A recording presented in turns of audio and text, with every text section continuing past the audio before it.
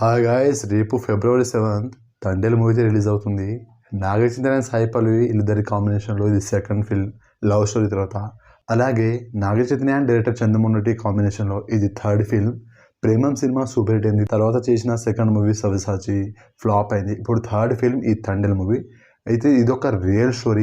శ్రీకాకుళం డిస్ట్రిక్ట్లో జరిగినటువంటి మత్స్యకారుల జీవితాలని చూపిస్తూ అండ్ మంచి లవ్ స్టోరీ అయితే ఉంటుంది. అండ్ పాకిస్తాన్లో ఇలా ఇరుక్కున్నారు ఏంటనేది ఈ సినిమాలో అయితే చూపిస్తారు. సో ఇది ఓకే. అయితే నేను మీకు కొన్ని క్వశ్చన్స్ అయితే చేశాను. సో మీరు దానికి ఆన్సర్ అయితే ఇవ్వాలి. అసలు మీరు తండేల్ సినిమాని ఎందుకు చూస్తున్నారు?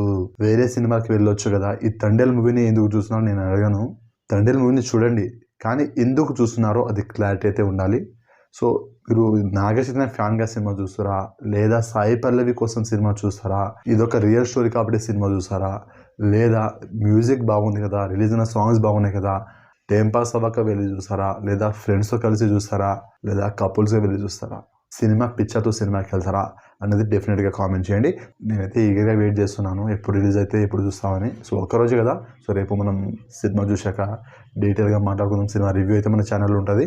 సో వీడియోని లైక్ చేయండి, షేర్ చేయండి, ఛానల్ని సబ్స్క్రైబ్ చేసుకోండి.